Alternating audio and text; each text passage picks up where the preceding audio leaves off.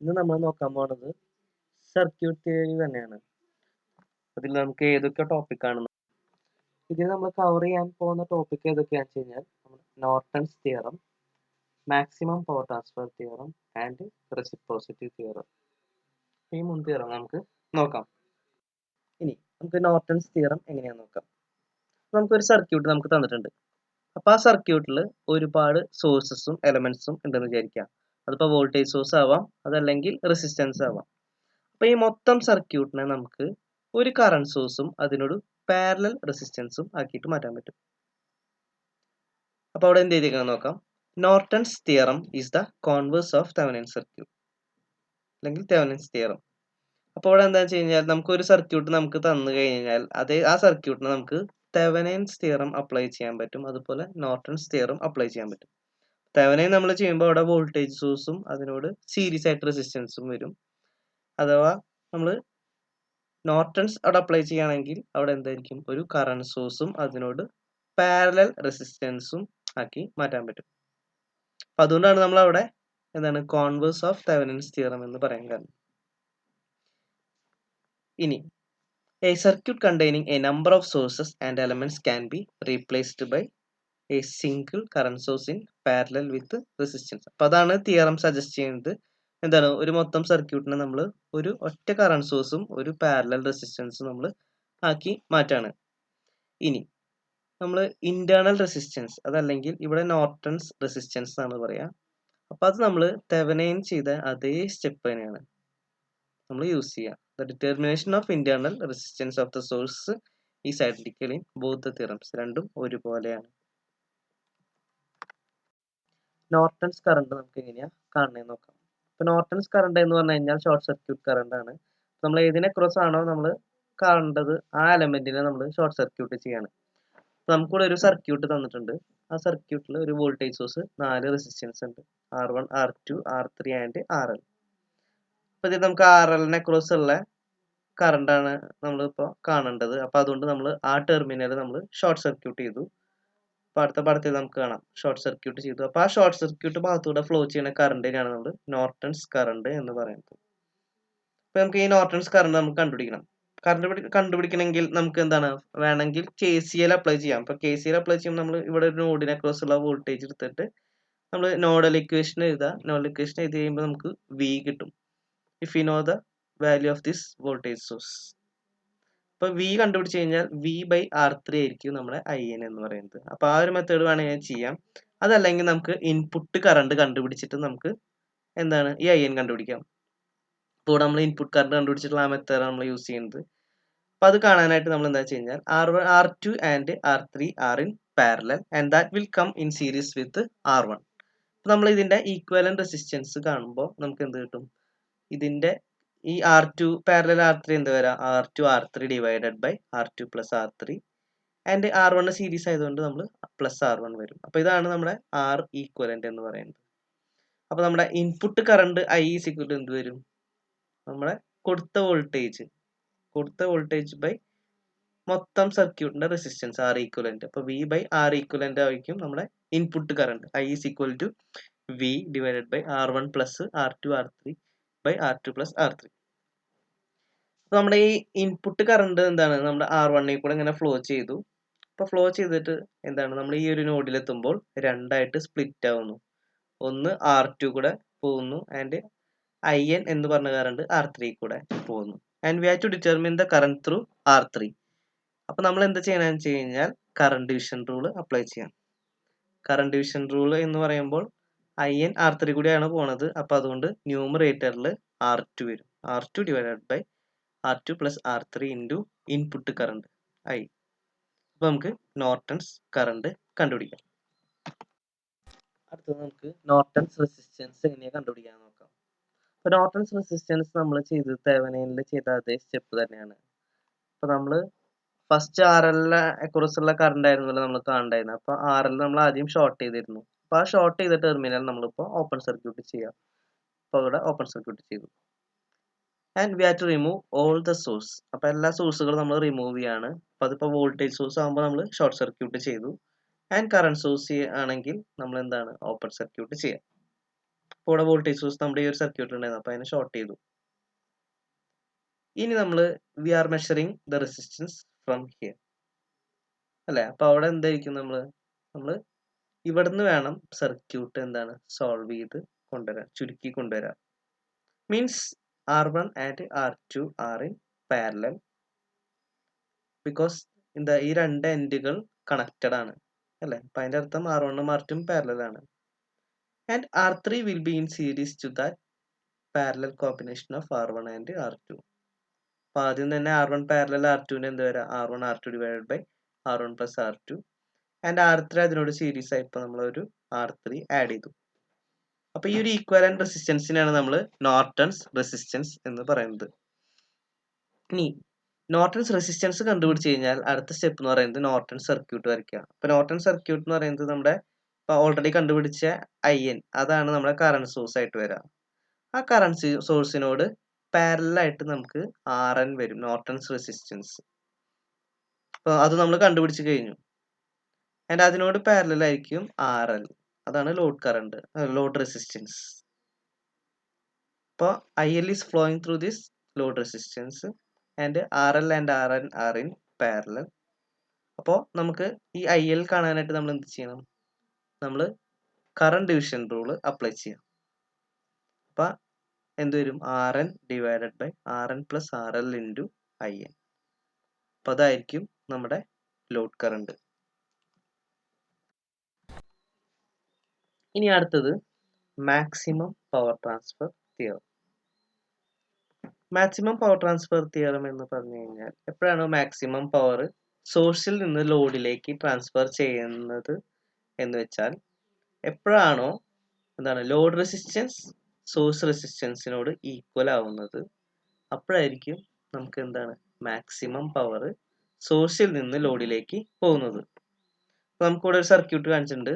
നമ്മുടെ ഒരു VTH and RTH and RL തന്നിട്ടുണ്ട്. അപ്പോൾ എപ്പോഴാണോ ഈ RTH RLനോട് ഈക്വൽ ആവുന്നത് ആ സമയത്തായിരിക്കും മാക്സിമം പവർ ട്രാൻസ്ഫർ നടക്കുക. അതാണ് നമ്മുടെ തിയറം പറയണത്. ഇനി ഈ മാക്സിമം പവർ ട്രാൻസ്ഫർ എടുത്തു കഴിഞ്ഞാൽ അതിന്റെ എഫിഷ്യൻസി എന്ന് പറയുന്നത് എപ്പോഴും 50% നമുക്ക് ഉള്ളൂ. സപ്പോസ് നമുക്ക് ആ മാക്സിമം വാല്യൂ ഓഫ് പവർ നമ്മുടെ അടുത്ത് കണ്ടുപിടിക്കാൻ പറഞ്ഞു വിചാരിക്കാം. അപ്പോൾ നമ്മൾ യൂസ് ചെയ്യുന്ന ഫോർമുലയാണ് Pmax is equal to VTH square by 4RTH. Means നമ്മൾ എന്താ ആദ്യം തെവനിൻസ് വോൾട്ടേജ് ഒരു സർക്യൂട്ട് നമുക്ക് തന്നു. അപ്പോൾ ആദ്യം അതിന്റെ തെവനിൻസ് വോൾട്ടേജ് നമ്മൾ കാണാം. അപ്പോൾ VTH സ്ക്വയർ കിട്ടി ആൻഡ് RTH കാണാം. RTH നമ്മൾ തെവനിൻസ് റെസിസ്റ്റൻസും കണ്ടു കഴിഞ്ഞാൽ RTH കിട്ടും. അപ്പോൾ അത് വെച്ചിട്ട് നമ്മൾ എന്താ Pmax കണ്ടുപിടിക്കാം. Pmax കാണാനായിട്ടുള്ള ഇക്വേഷൻ എന്താണെന്ന് വെച്ച് കഴിഞ്ഞാൽ VTH സ്ക്വയർ ബൈ 4RTH. ഇതാണ് മാക്സിമം പവർ ട്രാൻസ്ഫർ തിയറം പറയുന്നത്. അടുത്തത് റെസിപ്രോസിറ്റി തിയറം എന്താണെന്ന് നോക്കാം. റെസിപ്രോസിറ്റി തിയറം പറയണത് എന്താ വെച്ച് കഴിഞ്ഞാൽ the ratio of source to excitation always remains constant എന്ന് പറഞ്ഞു കഴിഞ്ഞാൽ നമുക്ക് ഇവിടെ ഒരു സർക്യൂട്ട് കാണിച്ചിട്ടുണ്ട്. ഇവിടെ ഒരു source E and response I1 which is flowing through the resistance R4. Now the source and response are interchanged. നമ്മൾ എന്താ നമ്മൾ അവിടെ നിന്ന് ഡിസ്കണക്ട് ചെയ്തിട്ട് നമ്മൾ R4നെ ക്രോസ് വെച്ചു and I1 is flowing through this resistance R1. അപ്പോൾ എന്തുണ്ടായിരിക്കും നമ്മുടെ ഈ E/I1 എന്ന് പറയണ ആ ഒരു റേഷ്യോ ഉണ്ടല്ലോ അത് എന്തായിരിക്കും ഈ രണ്ട് സർക്യൂട്ടിലും സെയിം ആയിരിക്കും. അതാണ് പറയുന്നത് the ratio of source to excitation remains always constant.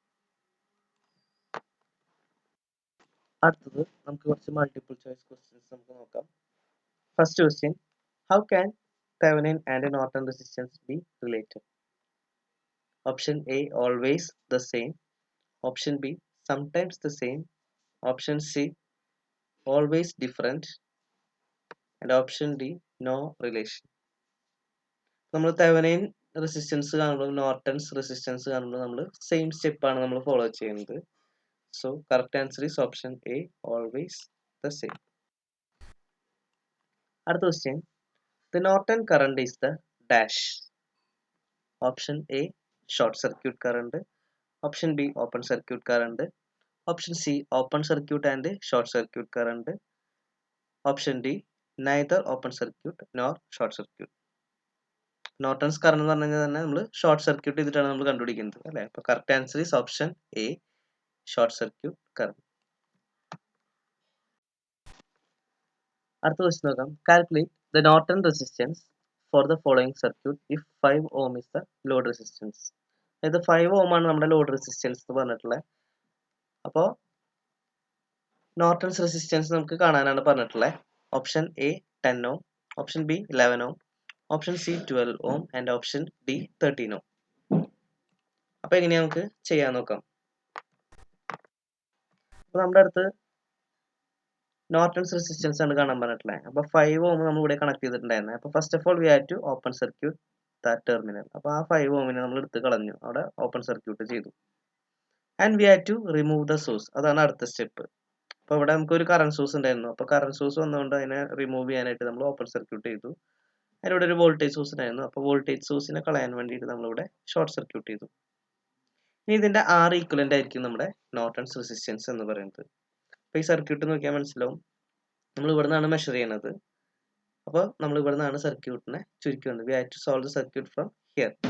അപ്പോൾ ഇവിടെ 3 ഓമും 6 ഓമും പാരലൽ, കാരണം ഇവിടെ ഈ എൻഡും കണക്റ്റഡ് ആണ്, അതേപോലെ ഈ എൻഡും കണക്റ്റഡ് ആണ്.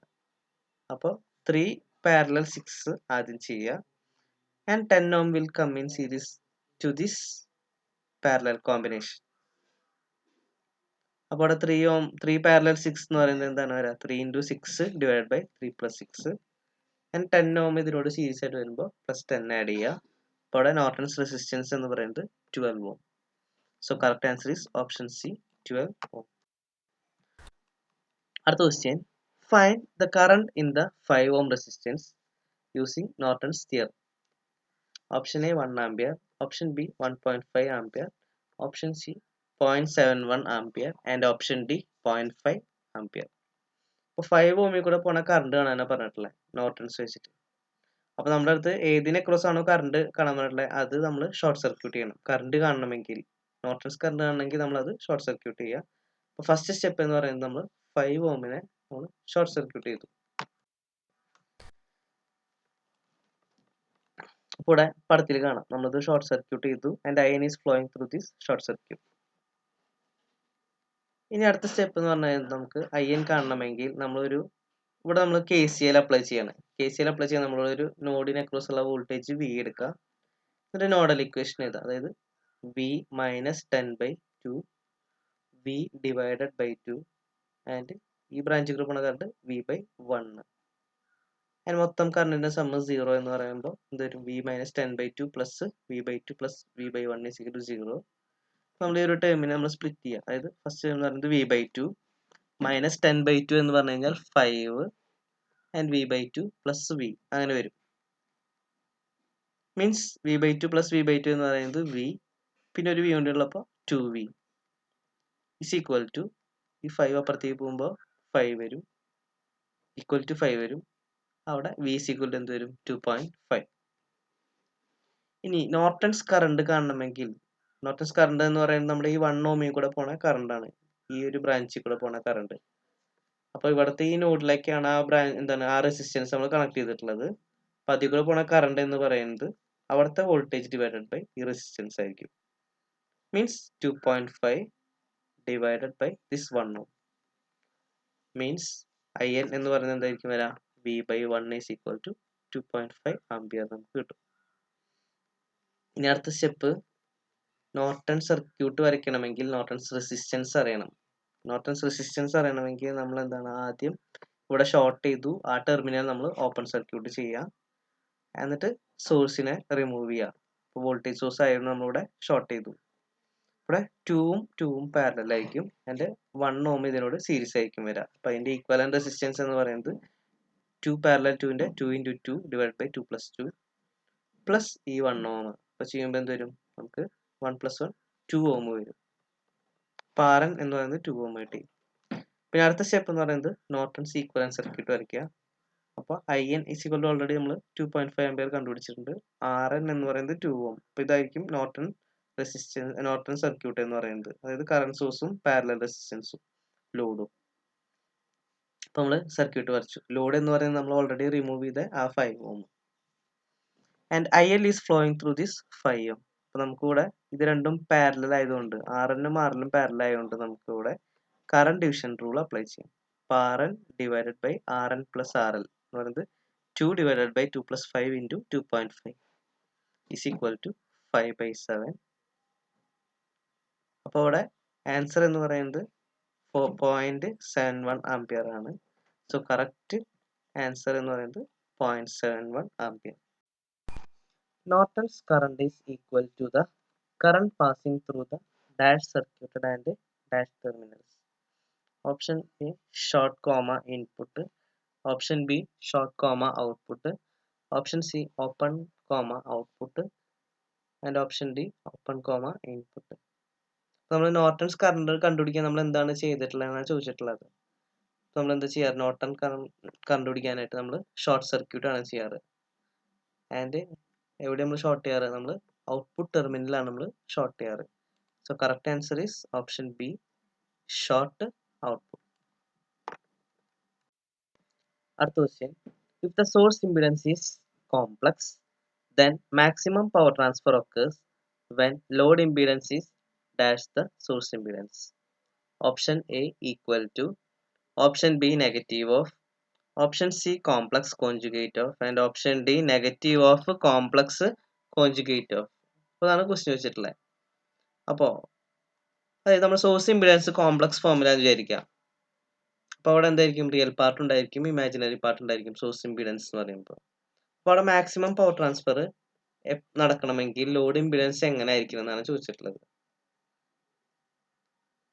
അപ്പോൾ മാക്സിമം പവർ ട്രാൻസ്ഫർ നടക്കണമെന്നുണ്ടെങ്കിൽ ഇവിടെ ഈ സോഴ്സ് ഇംപിഡൻസ് ഉണ്ടല്ലോ, അതിന്റെ കോംപ്ലക്സ് കോഞ്ചുഗേറ്റ് ആയിരിക്കണം എന്ത്? നമ്മുടെ ലോഡ് ഇംപിഡൻസ്.